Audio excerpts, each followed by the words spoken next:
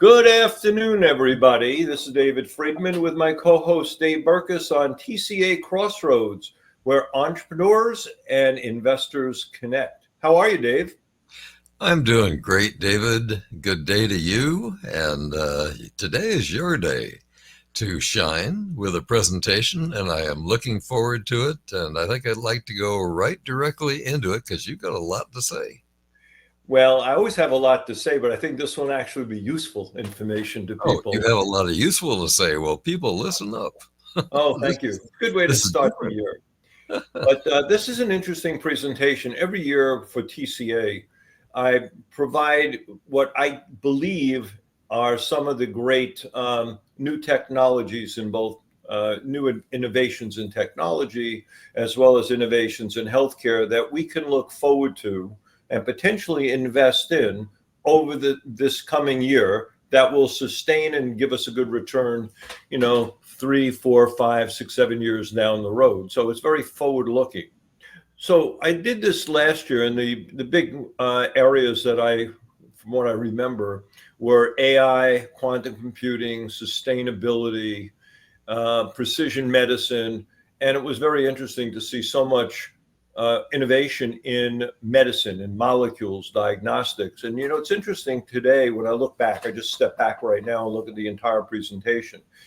It kind of is reminiscent of last year. We don't see a precipitous change, but we see a continuation of many of the themes that took place with some more modifications, particularly because of the influence of AI. Right. So as Wayne Gretzky said, when somebody asked him, why are you so great? He said, I skate to where the puck is going, not to where the puck has been. This hopefully will be skating to where the puck is going. Okay, well, tell us, show us, do it. I'm getting impatient here. All right, so these are the top 10 technology and healthcare trends for 2025. Now, if we have time, I have a bonus slide. So let's see how good or fast I can do this. And the way I set it up was looking at the investment areas, main category, then the investment areas, some of the challenges for the implementation and execution. And I took a little different slant this year. I looked at the representative companies, and I've mentioned like a public company, as well as some of the private startup companies, most of which have gone through TCA one way or another, some of which we've invested in, some of which we have not, for various reasons. Because a lot of these new innovations, especially the ones that are discontinuous, are much higher risk. So the temperament of the people, the investors in the organizations may or may not have liked that kind of risk structure. But the point is, there are a variety of different companies, and if somebody is listening and is interested, they can always look up the names that are on these charts. So the first one, no magic, is AI-driven automation and decision-making. And these are AI-powered decision-making tools, enhanced robotic processes to help automation, and AI-assisted compliance and legal workflows.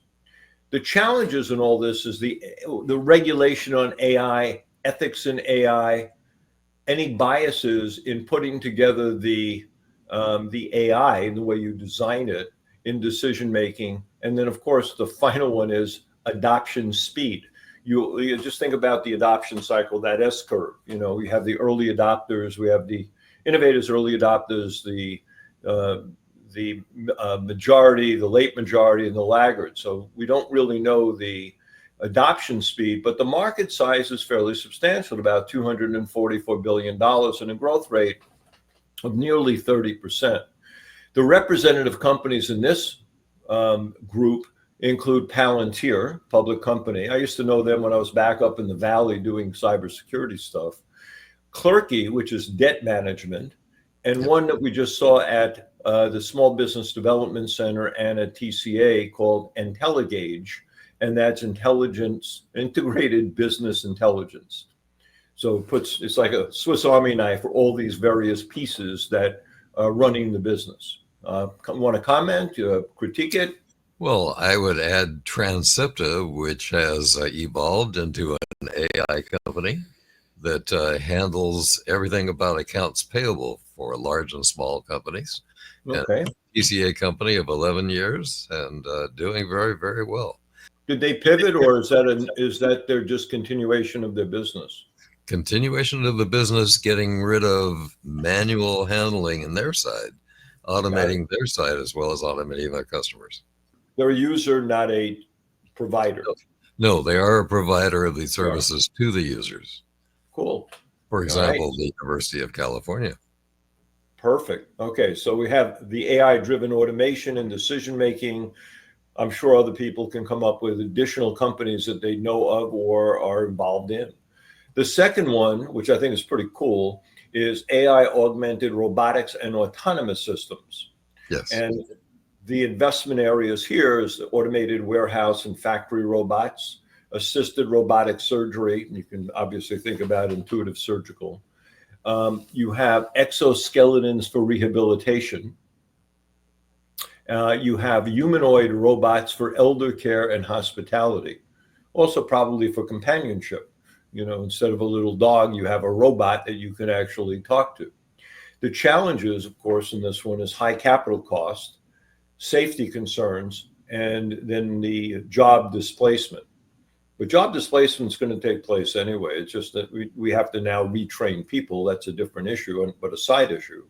The size, $18 billion, and will grow, according to the stats that I've looked at, to about 35 billion by 2030. So it represents significant growth, about 20%, growth rate. I was interested in making money, obviously, on this one.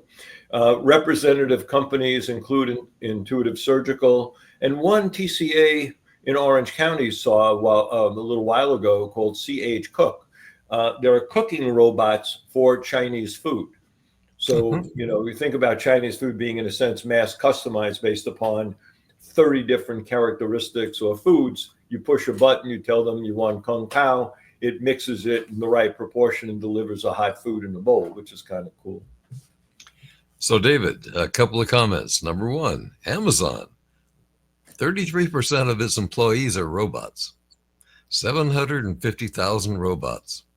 So there's just an example of one business that's taking advantage of this. And here's another one. Manufacturing jobs have two components. There are those that are repetitive. That's what we often think of people at drill presses and people that are working things that are doing the same thing again and again all day long. And then there are the others that have to think and react and change. Those that are repetitive equal 75% of all manufacturing jobs, and they will be replaced. So what you say is true. It's going to be a massive change of jobs between now and 2030. Well, that may give us another sort of attendant or ancillary type of business to get involved in, and that is the human relations aspect of displacement and retraining. I just thought, that makes sense. I don't know if there are any companies on this list that we have here that will show that, but it's interesting. So I'll keep my eyes open for those as we go screen companies. Okay. Number three, we talked about quantum computing last year.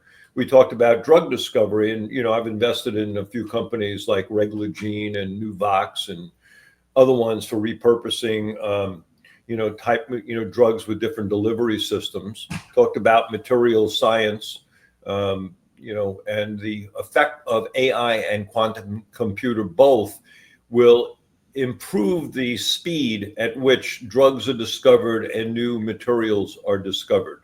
So the investment areas here are AI-powered molecular stimulation, personalized medicine, and I'm a big fan of personalized medicine. I think that's going to be it affects a variety of these different areas, as we'll see. Longevity therapeutics, and as you and I get to be a little bit on the long in the tooth side, so to speak, I can certainly look at that, and that's a mechanism that I kind of invest in. If it helps me out in the future, I'm saying, that sounds like a good idea to me. And then quantum-enabled material design. We saw one that is a new material to prevent shaking from earthquakes. That was developed and designed by computer, but not quantum computers. But we'll see more of that in the future. Challenges, regulatory approval, high computational costs. Quantum computing will not be inexpensive. And the complexity of data, both gathering it and analyzing it. But the market size is substantial at about $3.9 billion, and the growth rate could be extremely high because it will affect so many different areas.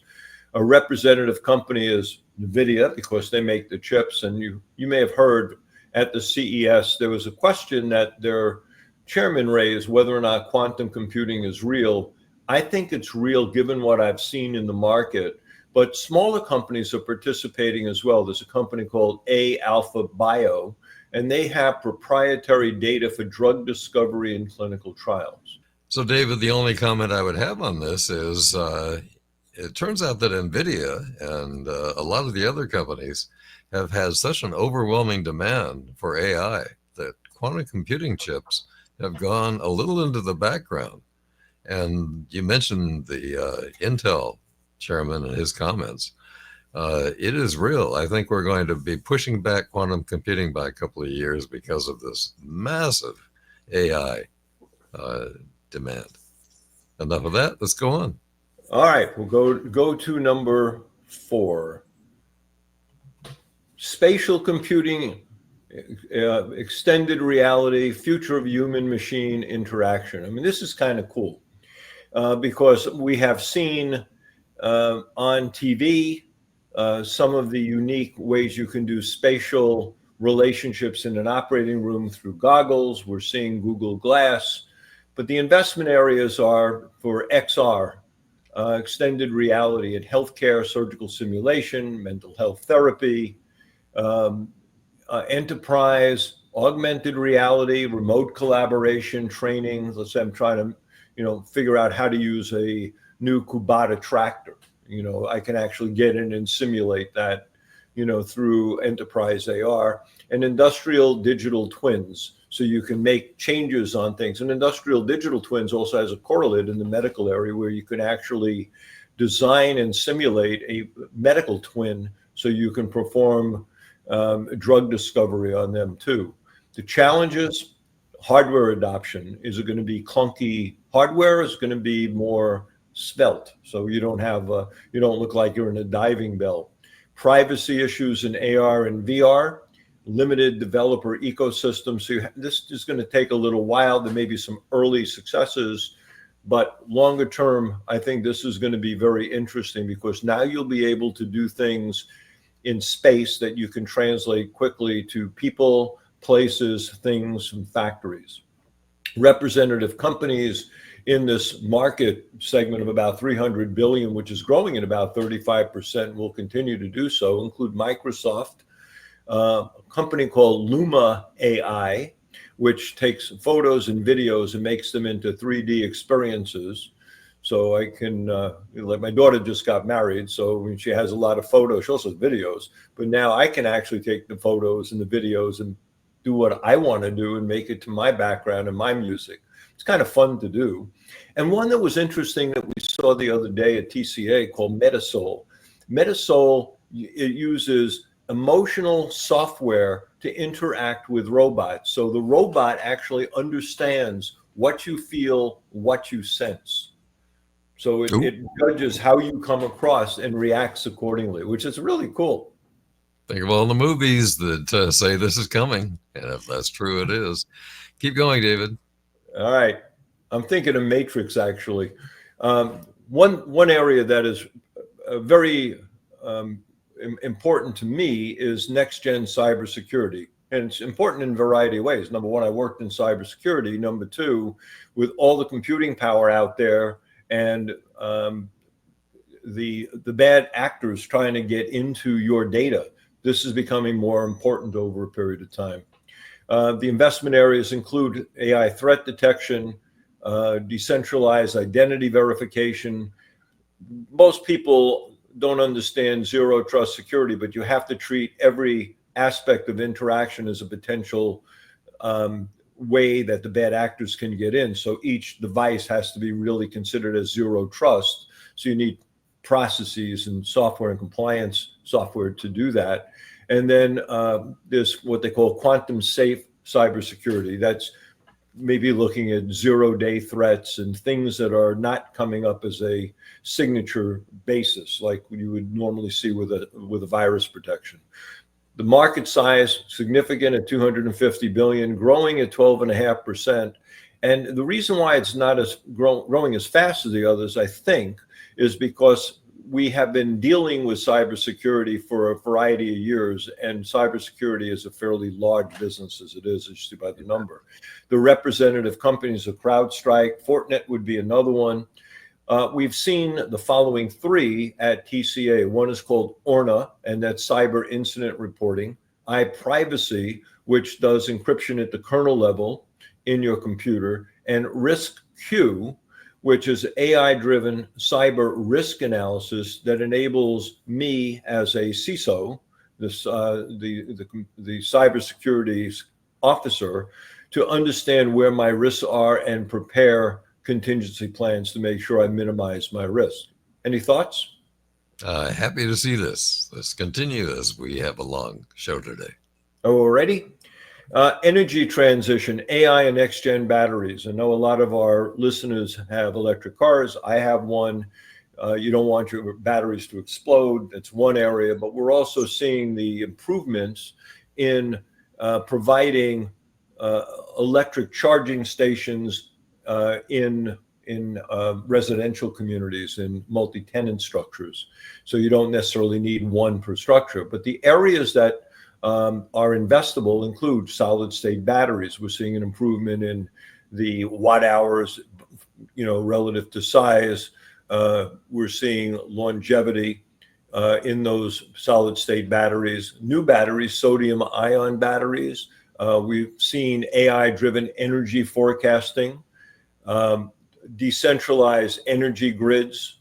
Maybe we're seeing, for example, the need for even small nuclear plants to be able to generate enough electricity for data centers and all these quantum computing and AI centers, and smart EV charging infrastructure, which might take advantage of the infrastructure, acts and may be able to get some money. Challenges: high R&D costs, scalability, geopolitical raw material constraints, and just plain politics. Market size substantial today at 168 billion, growth 14%.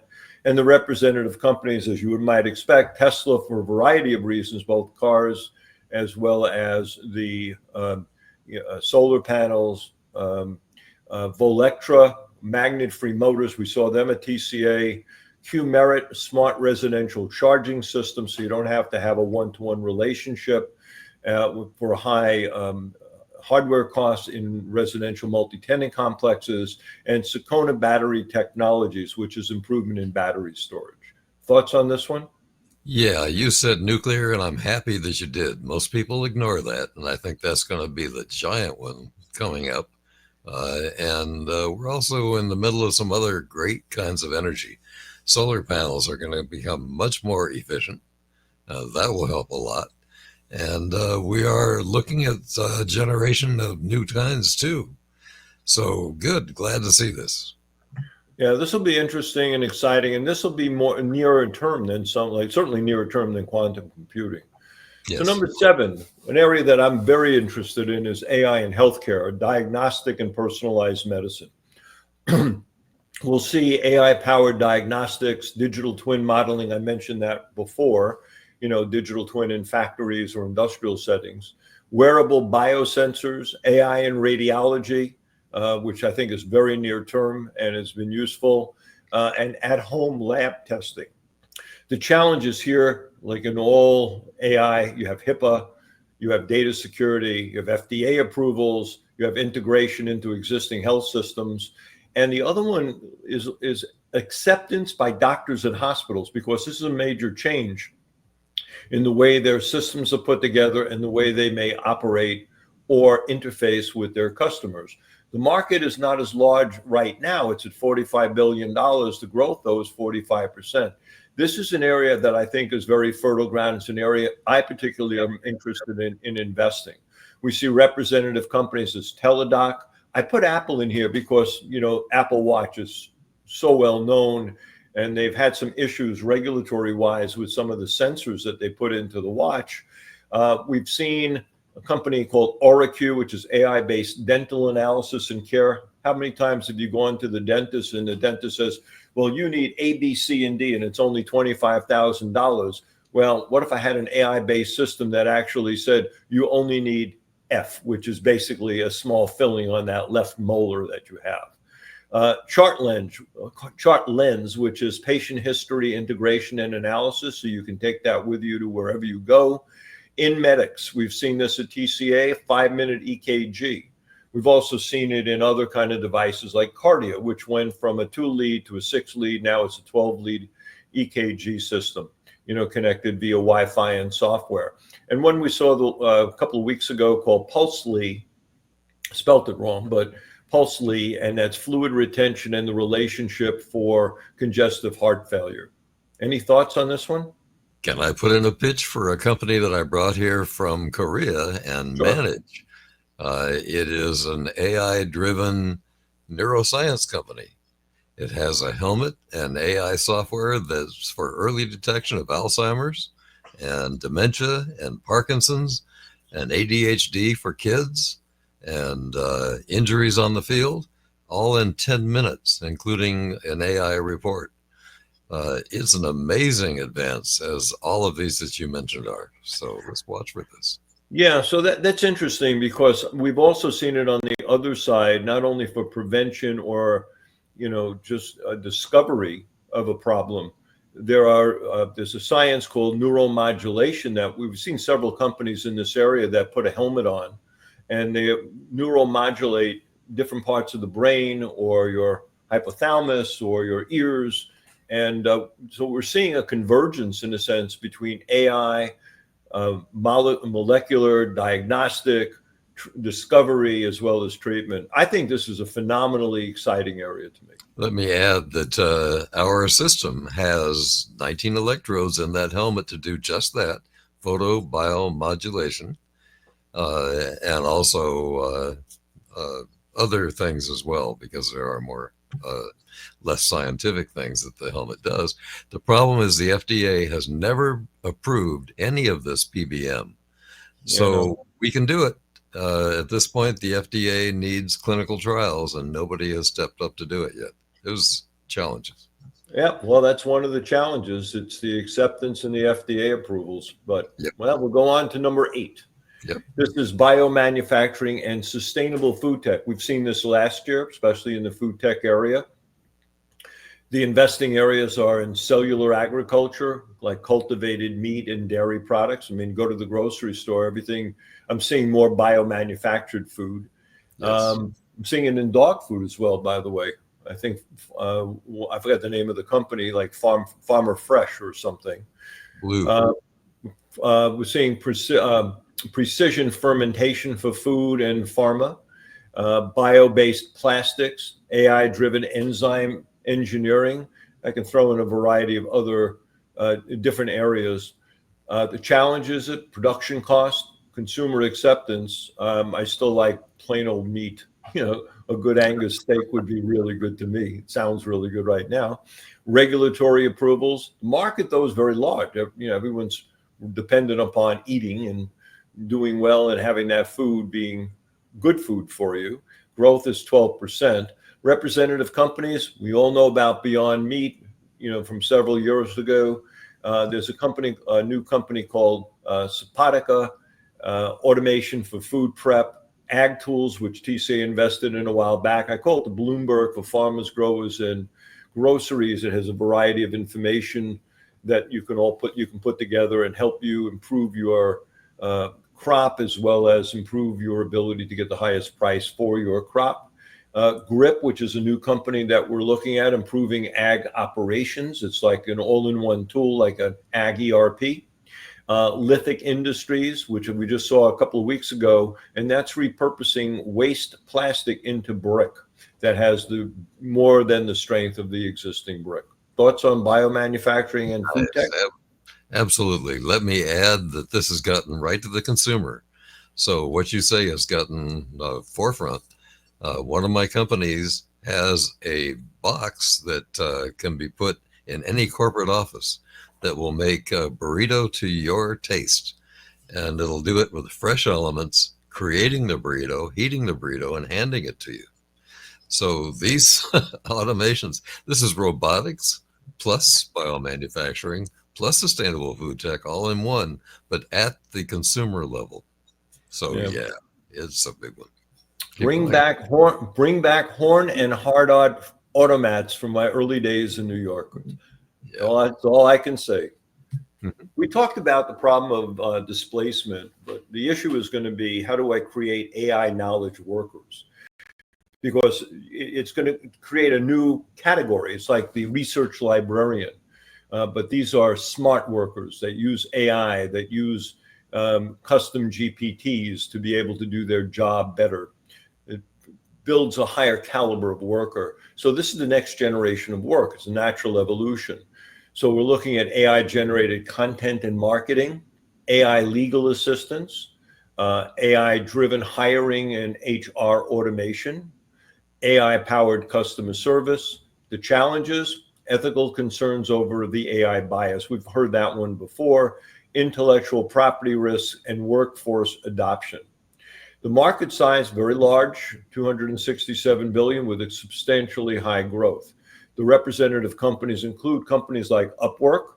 We just saw a company, a TCA called Smart Response. It's AI for E911 and call centers. It can distinguish, it can actually figure out what the voice is saying, even if the voice is garbled or there's noise in the background. It's pretty cool. Vic.ai, it's AI for legal issues and legal compliance. And a company called ULO, which is an integrated content creation support for YouTubers. Because, you know, we're seeing about 180, 200 million people in the United States looking at short form video, YouTube, Facebook, you know, videos, TikTok, you know, Lemonade or whatever else out there. So there's a fertile market. So your thoughts? Are you going to use one of these tools? Well, first of all, let me say that when I talked about the 25% of remaining manufacturing workers, I can add to this now many office workers. The retraining is going to be something primarily in 2-year community colleges, not in 4-year colleges. It's true. And that's to get them into the jobs fast and to rotate them. And some of this training will be done online. And there's business to be done there. But what you just said is true. AI knowledge workers will take a good 25 or 30% of all jobs by 2030. And that's just almost unforeseeable, and yet it's true. Yeah, we'll start training. This is one that's a fairly recent change, but one that you can invest in today for fairly good returns. I want to continue with smart cities and infrastructure, and this is the next gen environment in which we'll live, AI-driven cars and trucks. You'll have AI-powered traffic and public transport management. We've seen this at traffic management at airports. We used to remember this company called Smart Signals that were trying to correlate your driving with the lights within the cities, autonomous delivery robots, smart building automation, AI-driven climate resilience technology so you control your environment better.